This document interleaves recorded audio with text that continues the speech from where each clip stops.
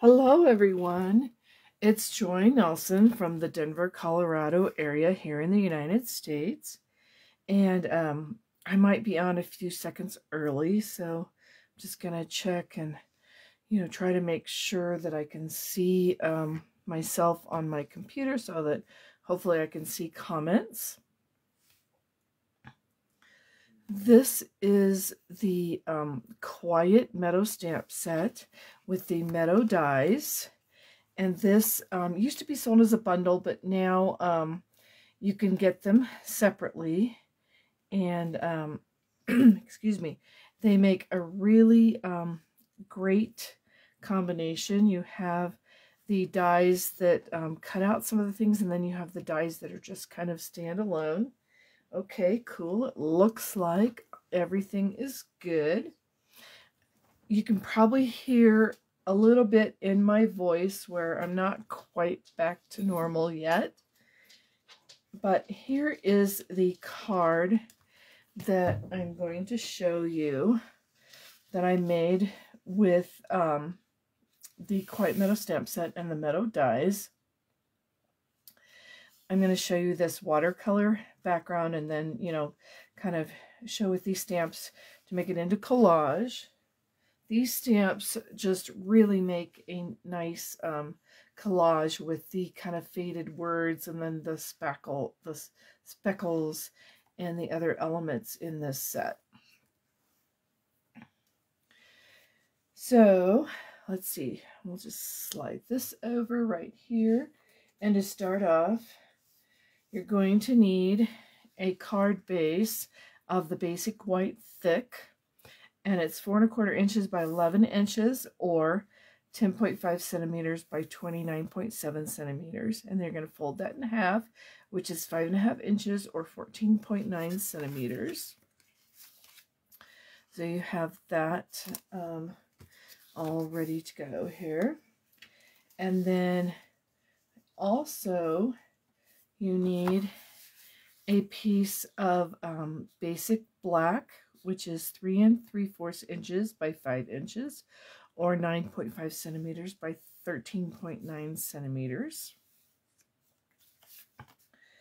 And lastly, the finished size of your finished watercolor layer is 3 1/2 inches by 4 3/4 inches or 9 centimeters by 13.4 centimeters. But you're going to be using some of this Fluid 100 watercolor paper, and this paper comes in 5 inches by 7 inches. So if you cut one of these pieces in half, you'll have a 3 1/2 inch by 5 inch piece. And then if you go ahead and just use that piece to do your watercoloring on, then you just have to cut off a little piece at the bottom that we can use as a strip to decorate the inside. I will have all these measurements listed in the description after my video is done.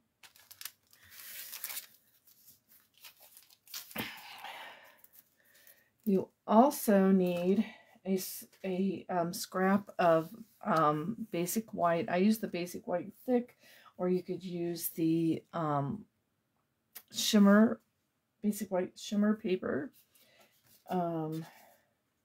which also, it gives it a little bit of a shimmer. I tried substituting the basic white shimmer instead of the Fluid 100 watercolor paper.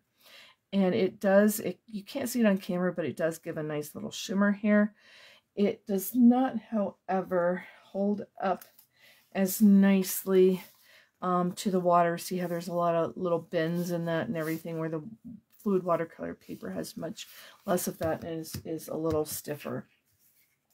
So you also need to take some adhesive sheets. So it comes in a wonderful pack like this. You get a lot of adhesive sheets in this pack, and you need to put some of those adhesive sheets on the back before you die cut out your flower. Now I use just some leftover strips here on mine. I'll set that aside, And then you need a scrap piece of the basic black to die cut out this element from the Meadow dies. So let's go ahead and get started doing our watercolor background. Now I need some extra thickness because there's a lot of water here. And so I took some sheets of grid paper that I've used for other classes and things, so it's not quite as pretty anymore. And I've done a lot of thickness with that. And then you need your water painters, and you have 3 of them in 3 different sizes. Now I will tell you, I discovered that if you want to open them up to fill them, you have to, let's see, you go away from you to open it and towards you to close it. It kind of took a while before I figured out that that's how that had to be done. So I thought I would tell you just so you won't panic and think that it is just stuck closed. So I also need reinkers, the Coastal Cabana reinker, the Bermuda Bay reinker, and I brought in shaded Spruce. So these 3 together will give us kind of some depth of the blue-green color. And I like to go ahead when I'm using the reinkers, just go ahead, and this is the Coastal Cabana, yes, and just put a little drop in the lid of my ink pad,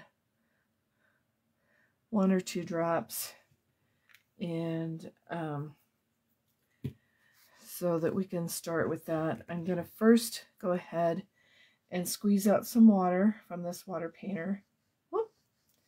And I'm going to go ahead and get a bunch of water, a coat of just water all over this piece, all the way out to the edges. And because the reinkers are very messy, I'm going to put on some gloves. These are just some gloves I found. You can get them in any store. And I'm going to just put these on to just keep from getting a lot of ink staining my hands, because the darker colors will really stain your hands.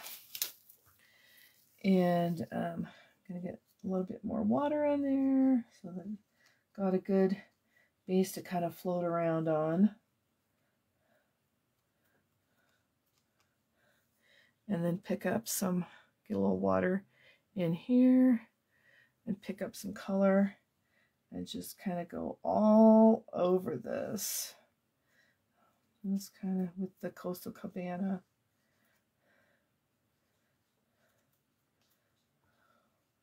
We're just kind of making a very fun kind of a mess here. Now, I'm going to close this up and get this out of the way. And then, you know, you want to squeeze out water so that it kind of runs clear to clean your brush. And then I have my heat tool here to kind of speed up some drying process, because I found that the layers gave me kind of an in-depth look when I dried them in between. So we're just going to kind of hopefully get that dry. Hopefully you can hear me speaking over the sound of this.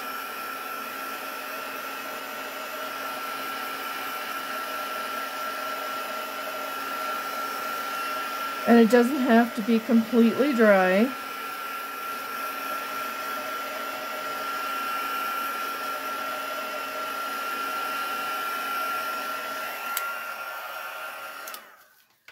So this doesn't need to be completely dry. Now we need our Bermuda Bay. So we're going to bring in this stamp head, and there's already some drops of ink in there. So I'm just going to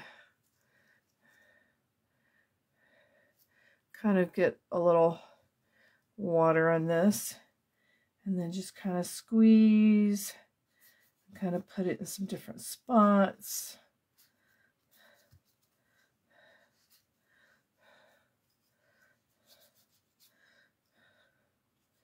So we're just kind of getting some layers going here on this. Kind of wash that out a little bit. And I'm going to dry it again.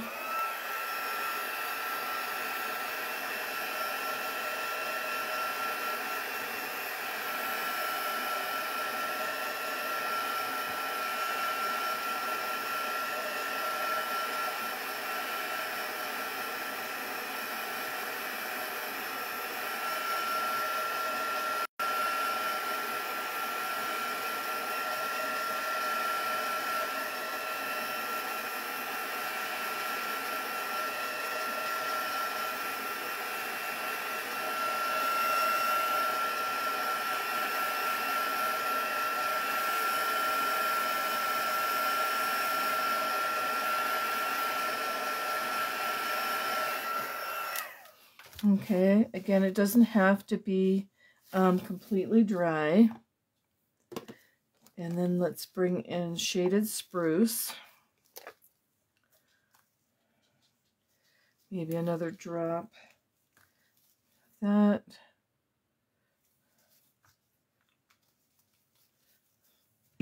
And another water painter.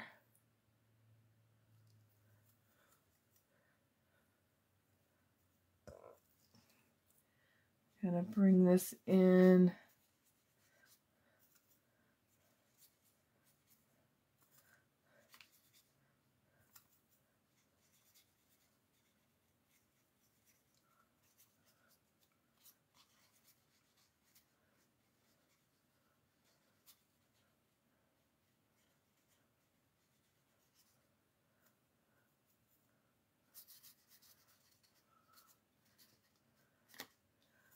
Again, getting some, kind of some coverage here, some good water on it. Just kind of play with it until you get it the way you want it. No two are going to be exactly the same. And you could also let them air dry in between. I just wanted to speed things up a little bit. So there we have this. We'll take this and set this aside. And I also took some of the Bermuda Bay and a sponge dauber and just kind of went around the edge of this, giving this a nice kind of finished look, kind of a sponged look so that it would look really nice against the black cardstock. And this one is completely dry. So I'm going to go ahead and take my gloves off. See how I got all that great ink on there? So take my gloves off and I'm going to do some stamping. Oh, thanks. I'm glad you love the card. I'm going to use my Tuxedo black ink pad. I can bring in my reference, my original sample for reference. Just going to stamp this on here, kind of going off. So this is just, it doesn't have to be stamped perfect. This is just kind of an additional background here.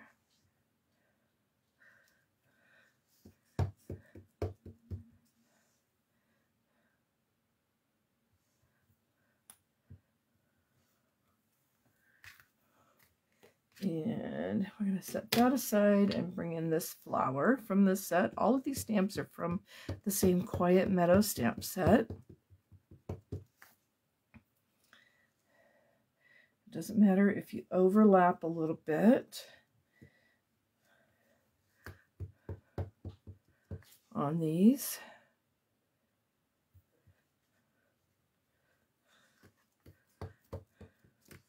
They don't have to be stamped perfectly. And I'm overlapping that one on purpose. So there we have that with our Memento Tuxedo Black. And now I'm going to come in with this splatter stamp and the Bermuda Bay.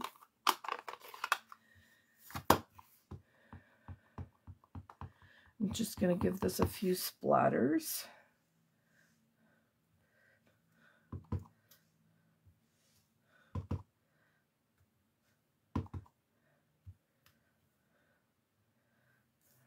Okay, that looks pretty good. So we're just kind of creating a background with these. My husband's comment about this was, "Ooh, you made your own designer series paper." So it kind of does look like that. And let's let that dry. And let's bring in my stamparatus that I have set up to stamp the sentiment here on this die cut piece. Now I've gone ahead and put some washi tape that I've kind of de-stickified so it's not very tacky at all. But that just kind of keeps it in place. And I die cut it out this longer strip so that I would have plenty of room to put magnets on. And let's just get this in here. I love the look of the white words on the black. It just really pops off of there. So just going to get some.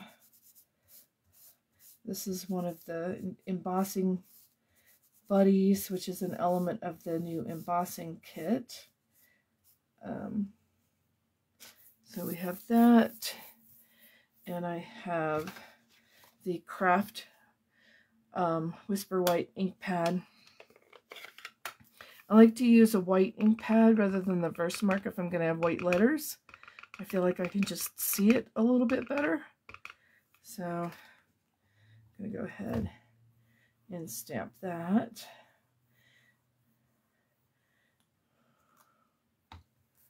And I think I might need to do that just one more time.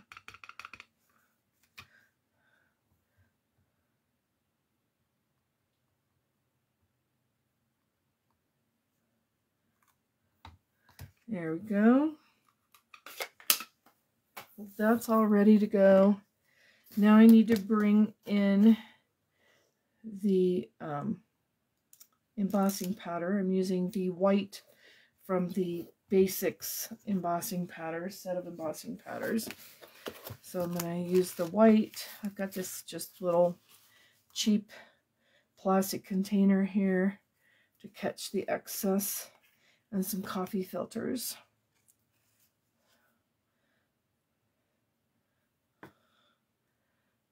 Get some powder on here. Tap it off. Okay, that looks pretty good. Set this aside and bring my key tool back in.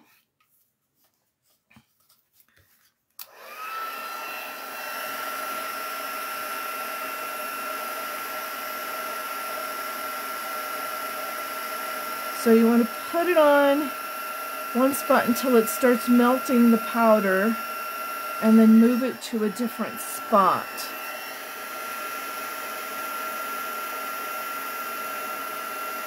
And once the powder is melted, you want to stop doing that and kind of let that cool off a little bit. And let's go ahead and start putting our layers together. I'm going to use some of our Stamp and Seal to attach this one just on here, leaving a fairly large border all the way around. Hoping I get it on straight, since my camera is directly where my head would normally be looking. And we're going to pop this one up. Oh, first I want to put my die cut on here. So I'm going to put my die cut on here. It's got the adhesive strip on the back because we put the adhesive strip on there before we ran it through the embossing machine. So we're going to pull all of that off, get that little piece out of there. And we should have one more on here.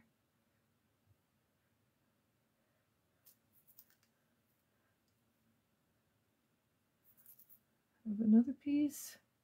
Yeah, there we go. Okay, get all those little paper pieces off so it's nice and sticky. Then you're going to put this just right down at the bottom edge here.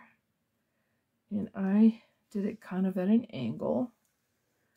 So that adhesive strip just turns this into a sticker.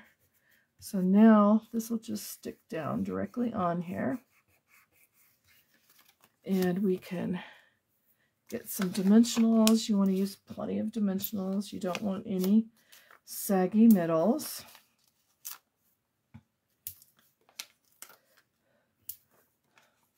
No saggy parts.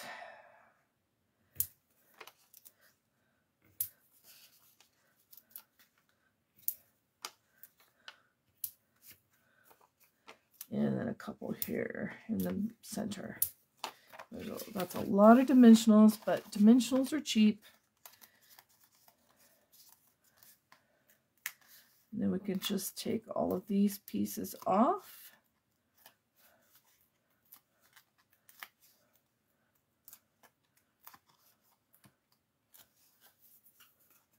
And attach this onto the front of our card.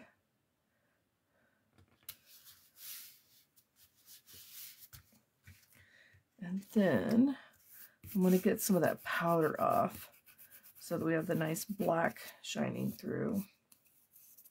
So I didn't bring a tissue in, so I'm just going to use my sleeve. You know, whatever's handy in a pinch, right?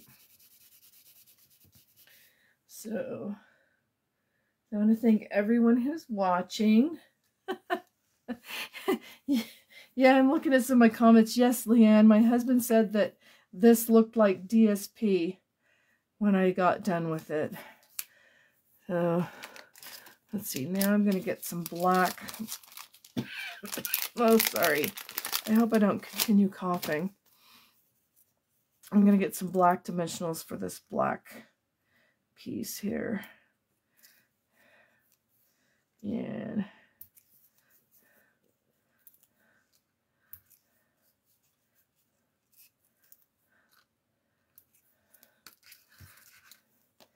then I'm going to attach this on.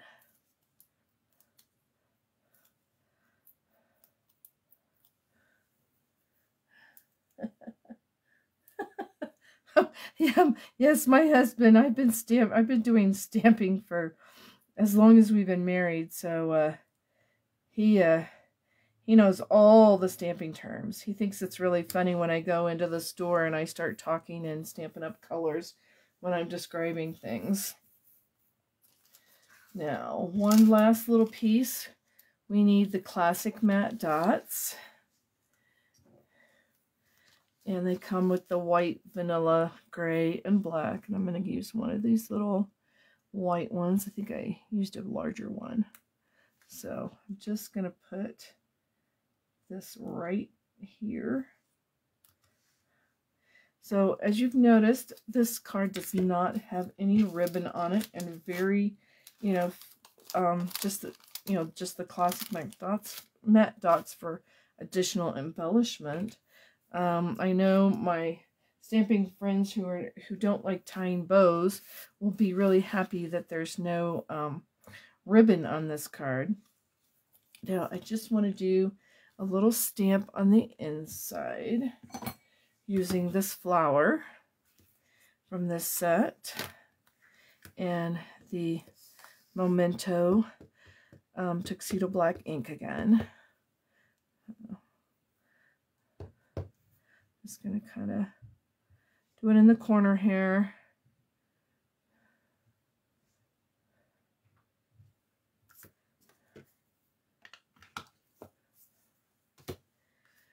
And then if I had my paper trimmer, I would trim off a piece of this watercolor background that we just made, but I don't. So I'm just going to show you with my original sample how that additional little 1/4 inch to cut it down from the 5 inches long that is goes with the 5x7 inch fluid 100 watercolor paper, and cut it down just the 1/4 inch smaller, and then put that piece back on the inside, so that makes a nice little inside. Of course, you wouldn't have to do that. You could just leave it like this. And here we have my sample, and my, like messy area here. So it looks like I have plenty of time to tell you that you need to tune into the group again tomorrow morning with Terry. She's going to be doing the Legendary Ride bundle at 8:30 a.m. Central Time. Mahashari is unexpectedly away, so she will do her presentation at a later time. So if you looked on the updated schedule, she was after me, but she is going to be doing her presentation at a later time. So tune in tomorrow morning with Terry, well, morning here in the North America, and it'll probably be morning, early morning if you're in Australia. And Terry's going to be doing Legendary Ride. You will definitely not want to miss that. However, any presentations that you miss live, be sure to catch up on them via replay. They're available to watch later. And if you do a comment, please do #replay. That way we know that you watched it on our replay. So talk to the demonstrator that invited you to order the products I've shown in my project, or any of the products shown in any of the other presentations. Please follow up with the demonstrator that invited you to this group. So I have greatly enjoyed showing you this project. I hope you've learned something new. And I'm so glad you guys liked my project. And we will talk to you soon. Bye.